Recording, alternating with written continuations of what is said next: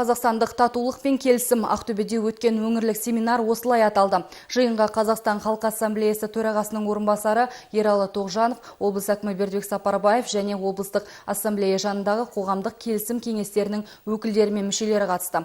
Негізінен елбасының елге үндеген 100 нақты қадам ұлт жоспарындағы тапсырмаларын орындау, мәңгілік ел патриоттық актісіне үн қосу мәселесі талқыланды. Қазақстан бейбітшілік пен келісімнің туын тіккен ел. Жаһандағы мемлекеттердің өзара байланысын, достығын нығайтуда Қазақстанның атынан әлемдік саяси аренаға шығып жүрген елбасының үлесі орасан зор. Мәселен, діни үнқатысу алаңына айналған Астана қаласында 3 жыл сайын әлемдік және дәстүрлі дін лидерлерінің съезі өткізіліп келеді. Қазақстанның бұл бастамасы әлемдік қауымдастық пен одақтар тарапынан жоғары бағаланып үлгерді. Келісім сөзінің әсіресе көпұлтты Қазақстан үшін маңызы зор. Біздің мемлекет басшысының саясатын түсіндіріп айту, әсіресе мына көпұлтты мемлекетіміздегі халықтардың арасындағы бірлік, ынтымақ, достық, келісім, бейбітшілік жөнінен. Ол енді бірден бір мына біздің өңірге де тән. Өздеріңіз мына 5-ші ұйымдағы болған жағдайларды білесіздер. Сондықтан осының барлығын ескере келе, біз бұл қоғамдық кеңестің жұмысын арман қарай жандартуымыз керек.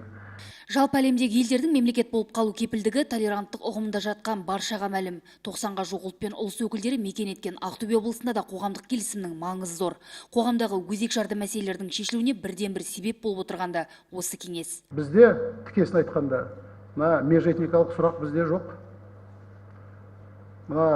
Ұйғыр мен поляк, неміс пен курд, ол азаматтар өмірге келгеннен бастап бірін-біріне қарама-қайшы көзқараспен қарасып отқан ондай қарым-қатынас жоқ. Елбасы қарым-қатынасқа байланысты бүкіл жағдайды бүгін жасады, этносаралық қарым-қатынаста бүгін сұрақ жоқ. Бірақ мына қоғамдық келісімде біздің өмірімізде бұндай сұрақтар бар. Әрбір жаңағы бытовой деп айтып жатамыз ғой, сондай сұрақтардың өзін кейбірде осы этносаралық қарым-қатынасқа шығаруға ұмтылатындар да жоқ емес. Семинарға қатысушылар көші-қон үдерістерін реттеу, діни экстремизм мен терроризммен күрес және оның алдын алу жолдарын, сондай қоғамдық келісім мен бірлікті нығайту тақырыбын талқылады. Осы шара барысында өңір басшысы Бердібек Сапарбаев облыстағы бірқатар кадрлық ауыс-түйістер мәселесіне де тоқталды.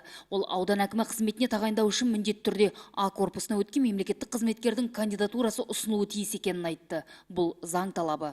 Енді біз заңға сәйкес жұмыс істеуіміз керек қой. Заңда солай деп жазылса, біз енді оны орындауымыз керек. Жаңа айтып отырмын ғой, А корпусында болмаса, оны қоя алмаймыз.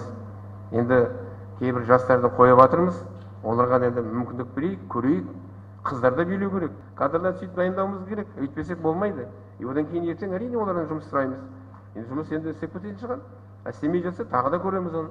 Сондықтан осы жерде менің енді айтайын дегенім дұрыс түсініктеме болсын. Райгүл Шыбайқызы, Арман Досмағамбетов, Қазақстан, Ақтөбе.